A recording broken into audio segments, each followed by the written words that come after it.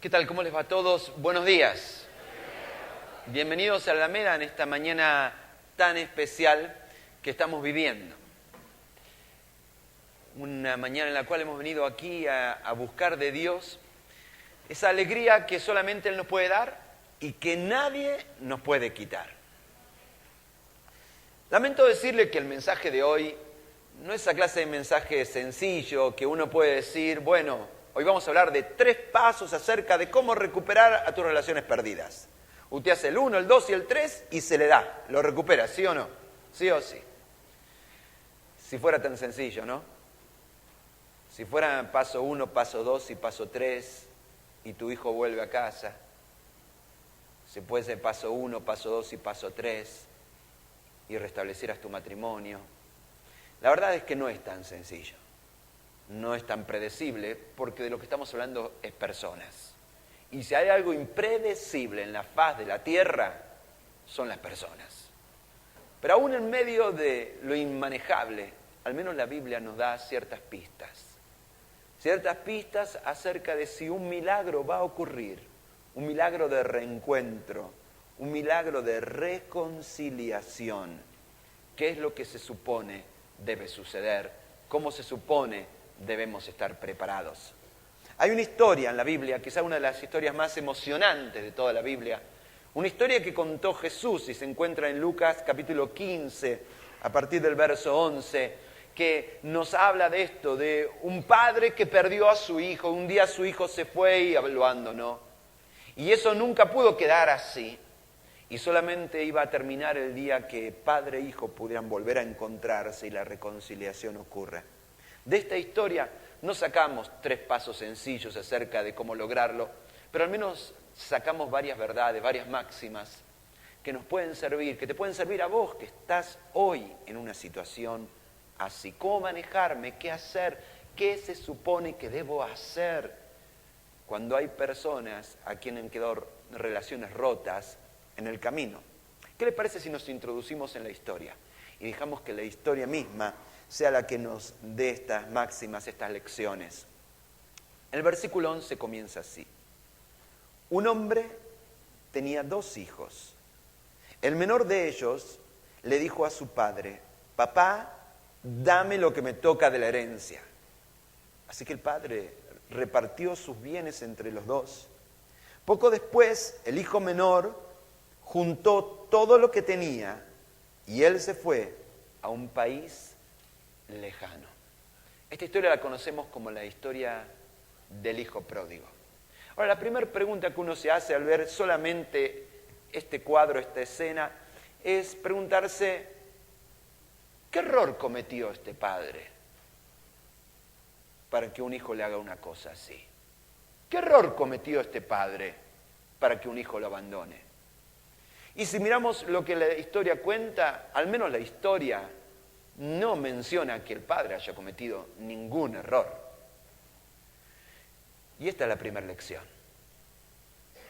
La primera lección es que más allá de nuestras mejores buenas intenciones, más allá de nuestros mejores esfuerzos, las personas se van, las personas nos dejan, las personas nos abandonan. Esa es la primera lección. Las relaciones se pierden y no puedo hacer nada por evitarlo. No, lo que pasa es que yo voy a aprender psicología y voy a aplicar bien y esto a mí no me va a pasar. Yo leí una nota que salió en la revista tal y yo estoy muy cuidadoso y a mí nunca nadie me va a abandonar. Aunque hagamos lo mejor de nuestra parte, aunque seamos el mejor padre del mundo, aunque intentemos ser la mejor persona que se pueda ser y ser lo más astutos, hábiles y tener el mayor tacto en las relaciones, el asunto es que la gente se va. Y nosotros no podemos hacer nada para evitarlo. Este padre tuvo 2 hijos. Uno le pareció fantástico vivir a su lado toda la vida, el otro no. Y así es, cada persona tiene un destino y escribe su propia historia. Nosotros como papás tenemos muchos hijos, pero llega un momento que cada uno de nuestros hijos toma sus decisiones. Y hace y construye su destino. Ahora, está claro que en esta historia, este padre no representa ni más ni menos que a quién, que a Dios. Y lo que nos enseña, entre otras cosas, es que todos nosotros somos este hijo pródigo. Que un día le dimos la espalda a Dios y le dijimos, Dios, gracias, no te necesito con mi vida. Y lo más sorprendente de esta historia es que el Dios Todopoderoso, por habernos amado, se volvió vulnerable. Y de alguna manera paradójica, el Dios Todopoderoso es impotente ante nuestros desplantes, ante nuestros desprecios y ante nuestro rechazo. ¿Qué se puede hacer para retener a alguien que amás? Nada. Dios podría hacer algo para obligarnos a que le amemos, para obligarnos a que lo sigamos, pero Dios nunca va a hacer eso. Porque si Él nos obligara a que lo amemos, ya no sería amor, sería otra cosa.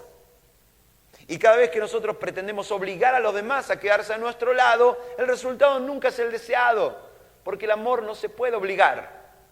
No se puede forzar. Y Dios no puede hacer nada mientras nosotros le damos la espalda y marchamos en una dirección opuesta. Por eso es tan ridículo, ¿no? Esos clasificados que a veces aparecen en el diario de Macumba, de trabajos. Leía esta semana algo así que decía, resultados en 7 días, garantizado, atraemos, alejamos rivales, amantes, personas, amarres y uniones garantizadas en 7 días.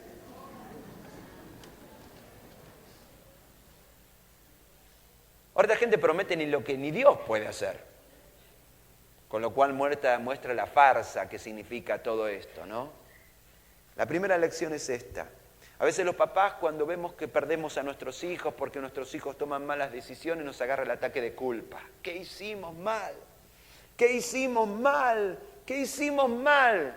Y la verdad es que nosotros como papás hacemos muchas cosas mal. Pero también en la realidad es que más allá de que no hicimos todas las cosas mal, los hijos, cada uno tiene un destino y cada uno toma decisiones diferentes y nosotros no tenemos control de lo que sucede. Ahora, hay algo peor que además que la gente nos abandone, nos deje y dé el portazo y se vaya, sino que a continuación toman malas decisiones. No sé qué es peor, saber que nos dejaron o saber que mientras tanto están arruinando sistemáticamente su vida. Mala decisión tras mala decisión. Dice el verso 13 que poco después el hijo menor juntó todo lo que tenía y se fue a un país lejano y allí vivió desenfrenadamente y ¿qué hizo? Derrochó su herencia. Nosotros como padres hacemos el mejor esfuerzo para darle las mejores posibilidades a nuestros hijos, las posibilidades de tener las mejores chances en la vida. Muchos de los que estamos aquí somos parte de una generación anterior donde las cosas no eran sencillas. A los 15 años uno tenía que salir a trabajar y si quería estudiar tenía que pagarse los estudios con mucha dificultad mientras trabajaba. Hoy en día muchas cosas cambiaron para bien y eso significa que en muchos de nuestros hogares nuestros hijos no están obligados a tener que salir a trabajar para poder estudiar. De alguna manera la generación anterior se esforzó para que la que viene tenga más chances y más oportunidades. Y eso hace doblemente trágico cuando vemos toda esta generación de jóvenes que ni trabajan ni estudian. Porque justamente oportunidades que otras generaciones no tuvieron, tienen, y en vez de aprovecharlas, las desperdician.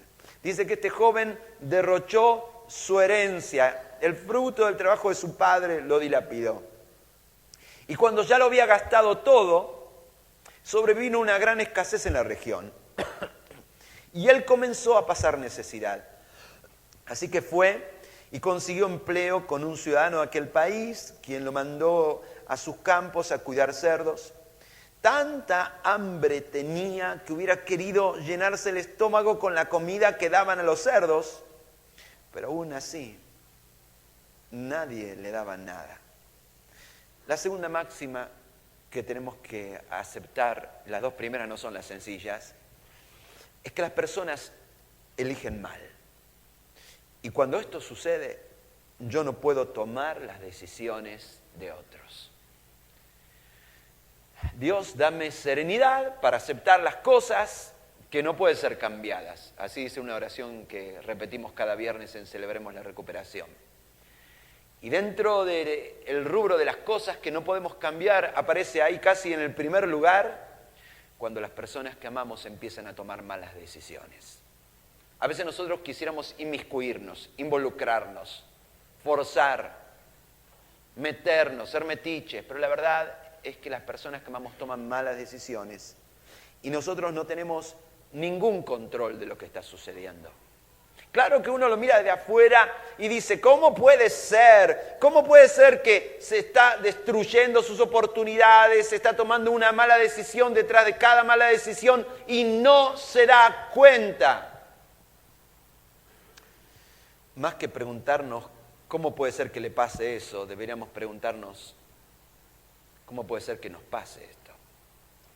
Porque todos nosotros fuimos ese hijo pródigo, encaprichados en vivir una vida de espaldas a Dios. Eso se llama negación. Cuando estamos embarcados en un destino cuyo único final es tristeza y dolor.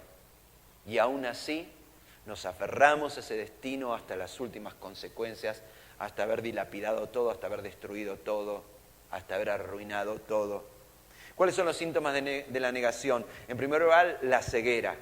No querer ver lo que está sucediendo. Este joven comenzó a malgastar su herencia.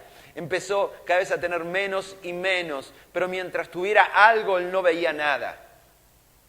La segunda síntoma de negación es la terquedad. Cuando nos damos cuenta que el plan que hemos elegido no está funcionando, en vez de volver al punto de origen, en vez de, en este caso, este muchacho volver a pedirle ayuda a su padre, una vez que dilapidó todo el dinero, dice, uy, qué macana que me mandó, volvamos a casa, seguimos insistiendo y inventamos un plan B. Un plan B para seguir con nuestros propios caprichos, con nuestros propios berretines.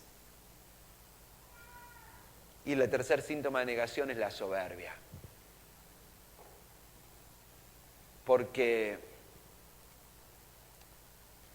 esta loca carrera suicida podía haberse detenido en cualquier momento.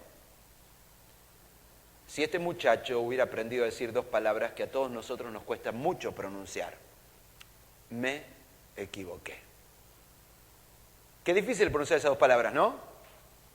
Nos embarcamos en nuestro propio capricho, sabemos que eso va a terminar mal, cuando las cosas se van mal no las queremos ver, seguimos insistiendo, y aun cuando ya estamos en el fondo del pozo, no podemos salir porque la soberbia no nos permite decir estas palabras. ¿Cuántos problemas se acabarían hoy, si una vez por todas dijéramos las dos palabras fantásticas? Me equivoqué. Dice Isaías 57:10, de tanto andar te cansaste, pero no dijiste, hasta aquí llego. No, lograste renovar tus fuerzas, por eso no desmayaste. Y la realidad es que no solamente los hijos perdidos, todos nosotros somos iguales. Hasta que no tocamos fondo, hasta que la vida no nos golpea en la cara, no despertamos y no damos cuenta de la locura en la cual estamos. Ahora, la gran pregunta es, ¿qué se puede hacer? ¿Qué se puede hacer para atraer a las personas que hemos perdido? La respuesta es nada. Nada. ¿Qué hizo este padre para atraer a ese hijo perdido? ¿Lo salió detrás de él persiguiéndolo? A ver qué hacía, qué no hacía, se escondía detrás de los árboles. ¿Es que acaso le pagó a algún grupo de personas para que lo vigilen, lo mantengan informado de los detalles que de las cosas que hacía? ¿O acaso sobornó al mesonero del lugar donde el muchacho se alojó para decirle, mire, usted cada vez que lo vea bajoneado, dígale, volví a la casa de tu padre, volví a la casa de tu padre, volví a la casa de tu padre? La historia nos dice que este padre no hizo nada. Y la realidad es que muchas veces nosotros, cuando tenemos relaciones perdidas, imaginamos que si nosotros manipulamos la situación, entonces vamos a lograr algo. Cuando lo único que logramos es todavía arruinar peor la relación. Es decir, tenés un hijo que tenés un problema, no te saluda. Entonces, ¿qué haces? Empezás a llenarle la cabeza a tu nuera, diciéndole, vos si no me lo traes de vuelta sos una mala nuera. Tenés un amado que ya no te trata, ya no te corresponde. ¿Qué haces? Empezás a hablar a los amigos de él para que te digan en qué anda. Tenés una chica que te encanta, pero últimamente ha decidido no corresponderte. ¿Qué haces? Empezás a hacerte amigo de sus amigas. A ver si de alguna manera le entrás por algún lado. Y empezamos todas esas maquinaciones, todos esos planes, todas esas intrigas, con intención de poder ver cómo hago para atraerlo. Y la verdad es que todas esas cosas que intento hacer, lo único que hace es empeorar la situación. La realidad es que no hay nada que podamos hacer, pero sí hay algo que podemos ser. Y esta es la clave. Nada de lo que hagas, pero sí lo que sos, puede ser la razón por la cual esa persona regrese. ¿Qué hizo finalmente que este joven regrese? Versículo 17. Por fin recapacitó y se dijo, ¿cuántos jornaleros de mi padre tienen comida de sobra y yo aquí me muero de hambre? Tengo que volver a mi padre y decirle, Padre, he pecado contra el cielo y contra ti. Ya no merezco que se me llame tu hijo. Trátame como si fuera uno de tus jornaleros.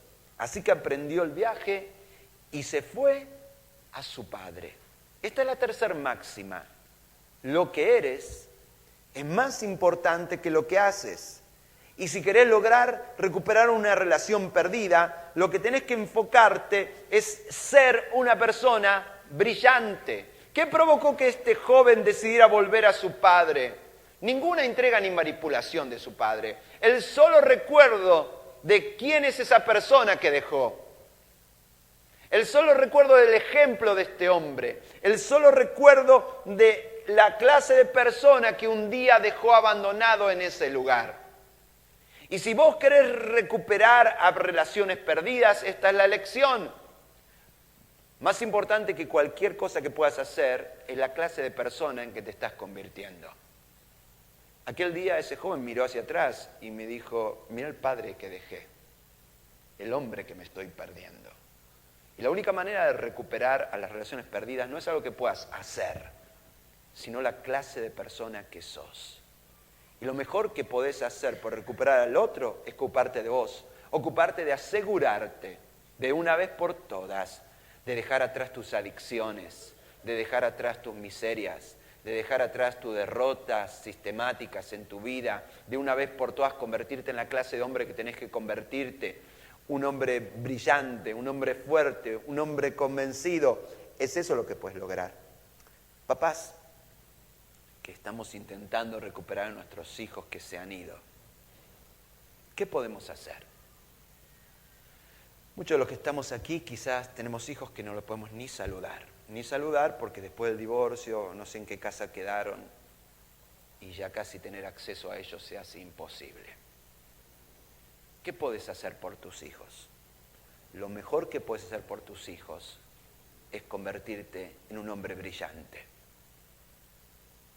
Que al menos puedas darle esa herencia a tus hijos. La herencia de ser un hombre que alguna vez fracasó, se cayó, pero no se quedó en el suelo, sino que se puso de pie.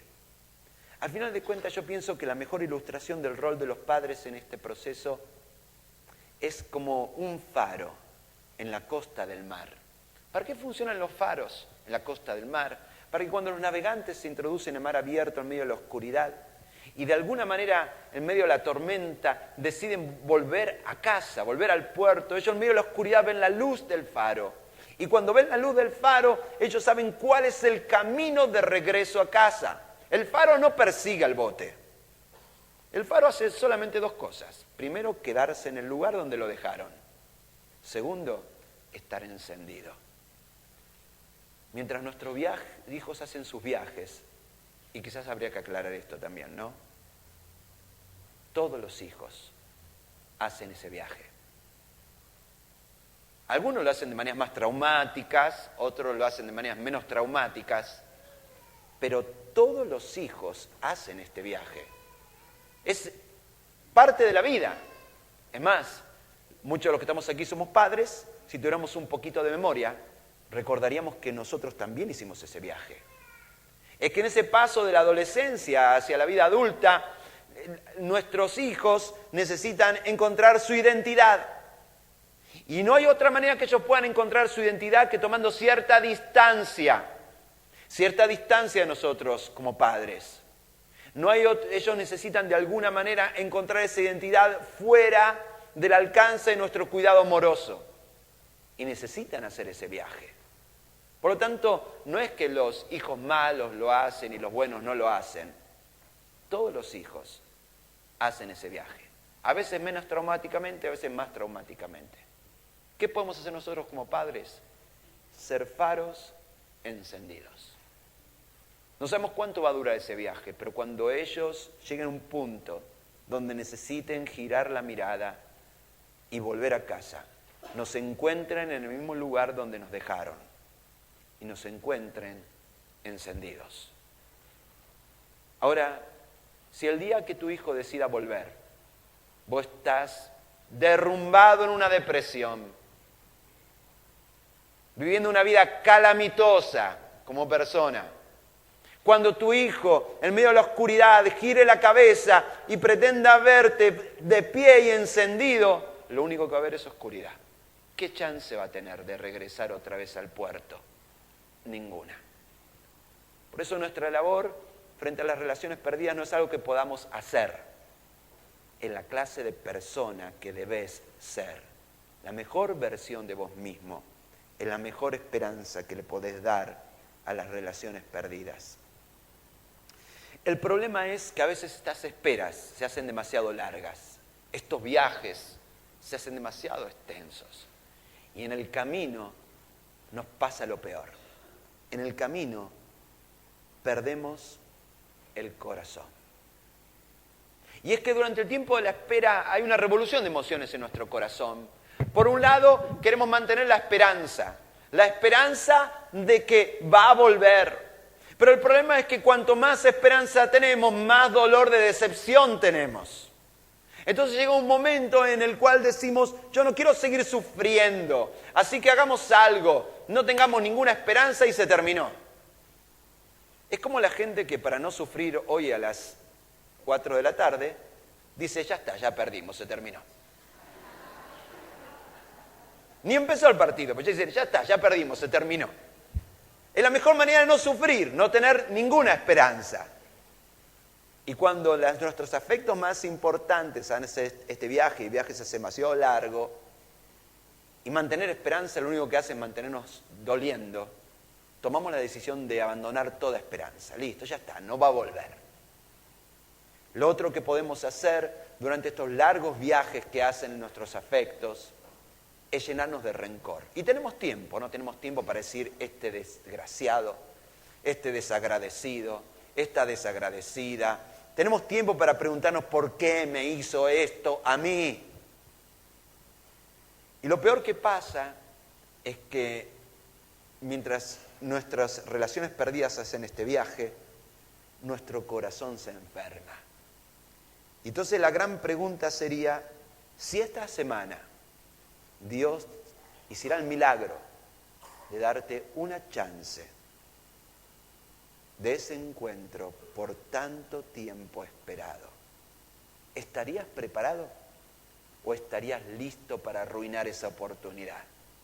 Si tu corazón no está preparado, vas a arruinar, aunque Dios te diera esa oportunidad de un reencuentro con esa persona. ¿Cómo fue el caso de esta historia? Un día, como leímos recién, este hijo decidió volver. ¿Cómo lo recibió ese padre después de todo ese tiempo? ¿Estaría el corazón de este padre preparado para recibir a ese hijo? Dice el verso siguiente que todavía estaba lejos cuando su padre lo vio y se compadeció de él. Y saliendo, corriendo a su encuentro, lo abrazó y lo besó. Yo creo que es uno de los momentos más emocionantes de toda la Biblia, ¿no?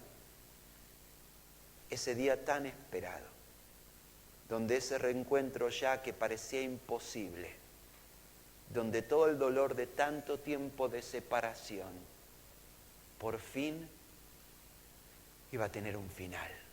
Ahora la historia dice que cuando todavía estaba lejos, su padre lo vio. Qué casualidad, ¿no? Que justo estaba mirando para ese lado el día que el pibe venía.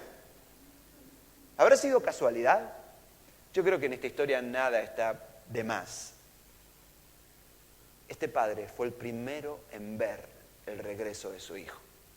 Y cuando todavía estaba muy lejos. Y la única manera de que esto ocurra es porque desde que ese día ese hijo se fue, ese padre nunca dejó de mirar hacia ese camino que se perdía en el horizonte. De alguna manera él no perdió la esperanza.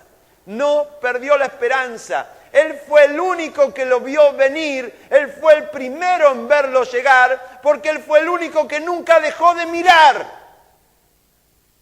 No importa cuántos días pasaron, él seguía mirando hacia ese punto, soñando el día en el cual se mueva una silueta, viniendo desde ese lugar, y esa silueta sea ni más ni menos que su hijo. Él no perdió la esperanza.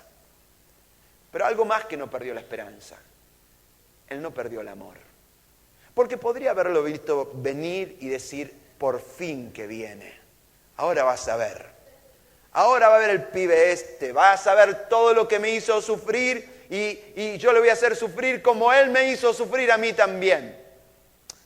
Su padre lo vio y ¿qué dice la palabra? Se compadeció. Podría haber dejado que el rencor se apodere de su corazón durante todo ese tiempo. ¿Por qué me hizo esto a mí? ¿Por qué el desgraciado y el desagradecido? Y Pero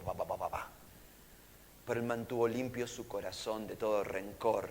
Recuerda, ¿no? El amor no guarda una lista de ofensas recibidas. Pero hay algo más. Y es que este padre no tuvo temor. Porque de pronto esa persona a quien amaste y te abandonó, te dio un portazo y se fue, aparece. Y viene otra vez. Pero todavía queda una pregunta, ¿con qué intenciones viene? Este muchacho regresa, el padre lo ve. Pero la pregunta podría haber sido, ¿con qué intenciones viene? A lo mejor lo único que viene es a pedir más plata. Mira, viejo, estoy fundido, no tendrá un manguito más, a un peso más para mí. El padre podría haber sido un poquito más calculador y decir, vamos a esperar que llegue, vamos a ver con qué se viene, y depende con qué se viene, veremos qué hacemos. Pero la historia dice que cuando todavía estaba lejos, su padre lo vio, se compadeció de él y salió corriendo a su encuentro. Lo abrazó y lo besó. Y el pibe todavía no dijo ni a. ¿Quién puede amar así, no? ¿Quién puede amar así? Solamente a nuestro Padre Celestial, ¿no? Y Él quiere que de alguna manera nosotros intentemos amar así.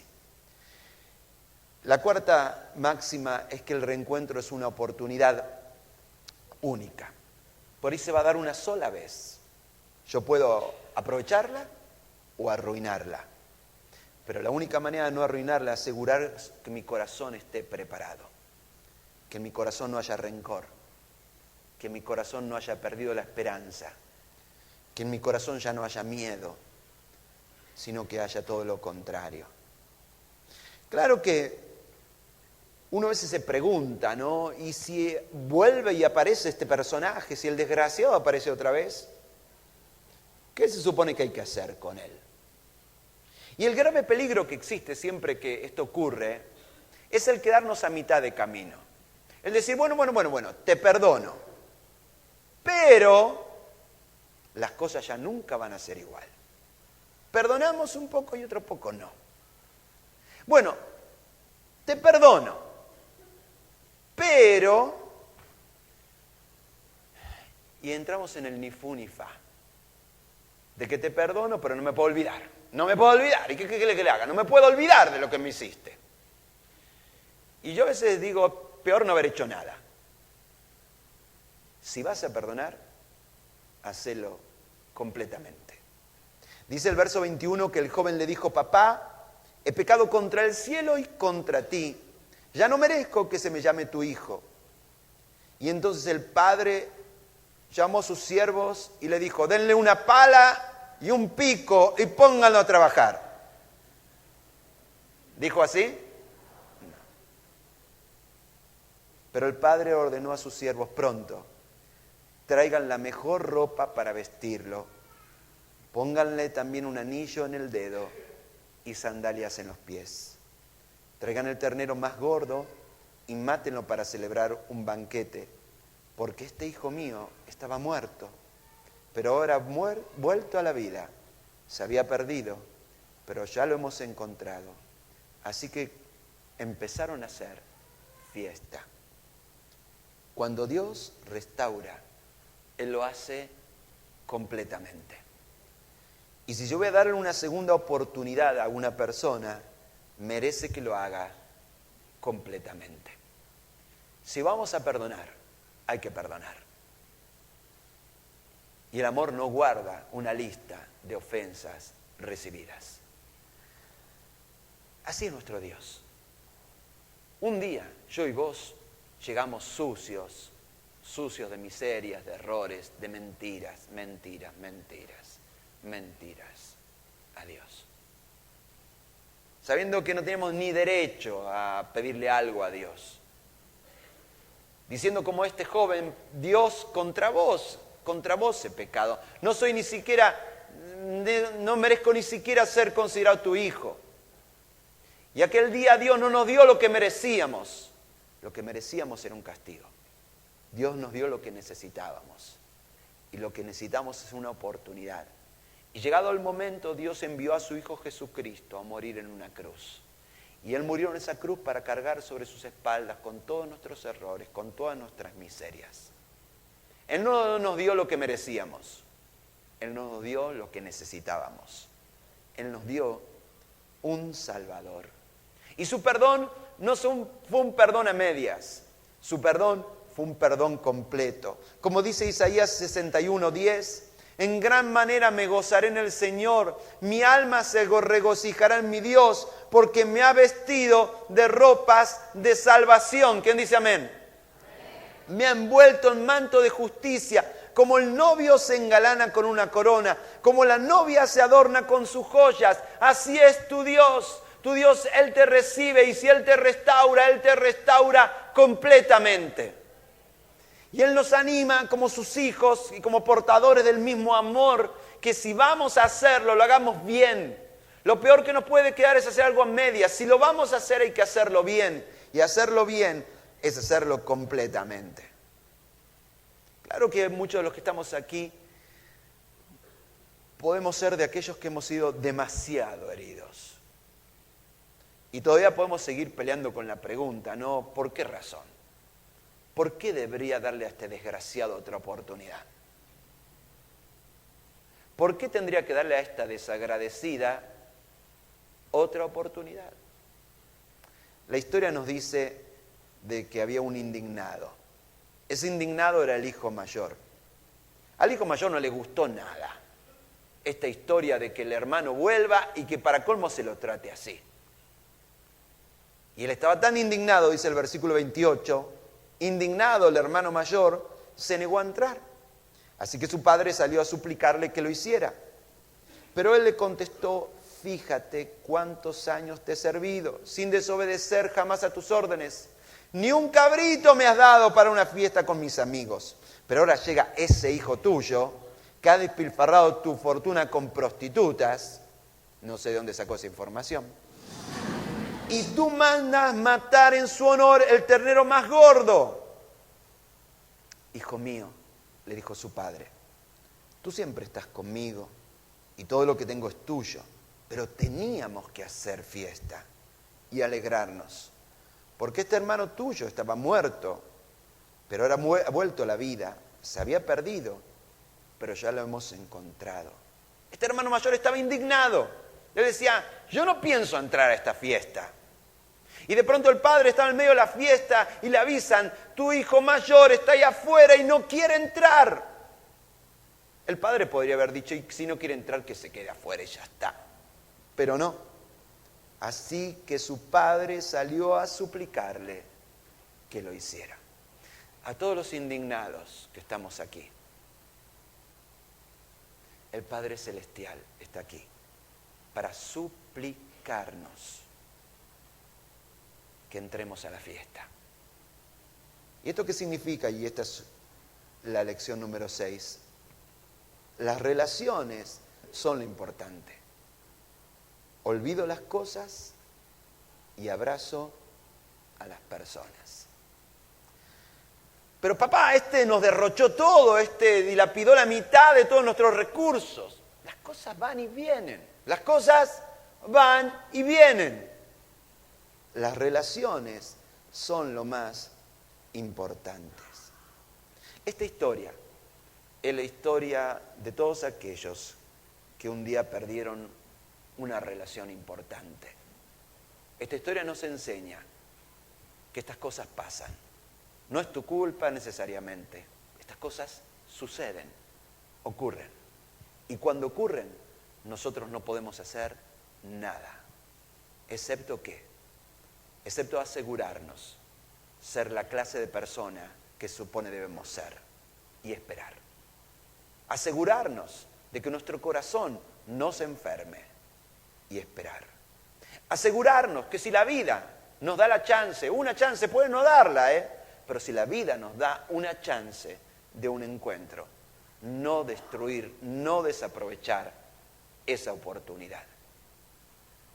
Estar listos para volver a abrazar, para volver a besar, para volver a creer, para salir corriendo antes de haber escuchado una sola palabra y dar una oportunidad a aquellas personas que algún día dieron un portazo y se fueron.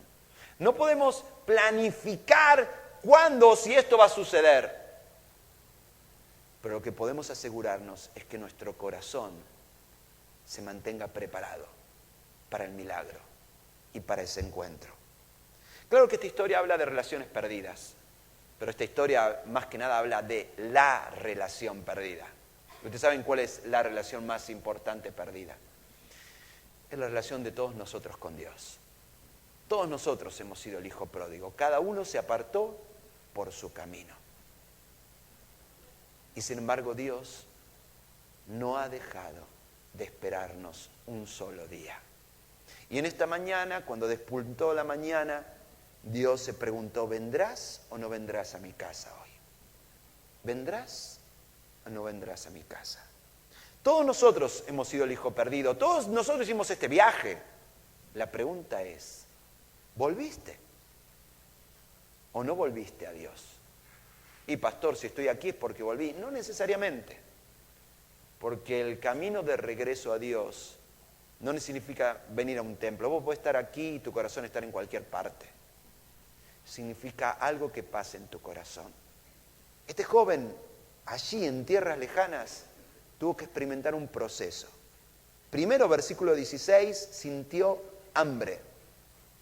Primero empezó a sentir el dolor de malas decisiones. En segundo lugar, recapacitó.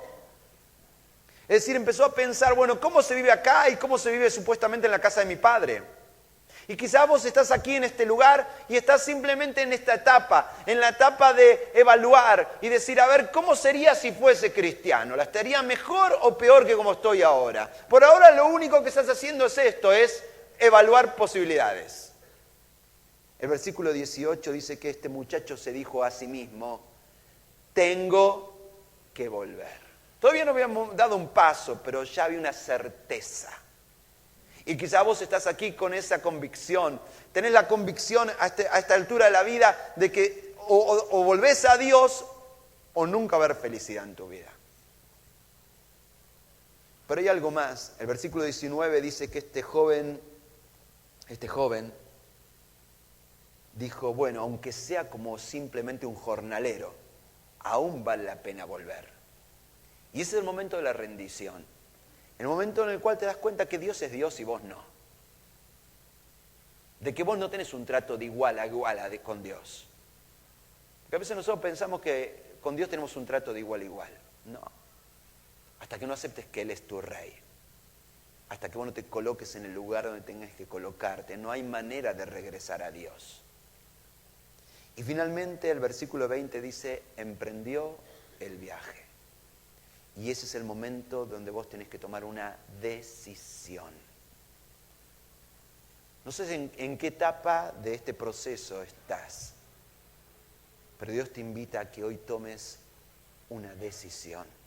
Y si nunca invitaste a entrar a Jesús en tu corazón, si nunca arreglaste en serio tus cosas con Dios, Él está aquí. Y Él te quiere invitar a que hoy y aquí en este lugar arregles tus cosas con Él.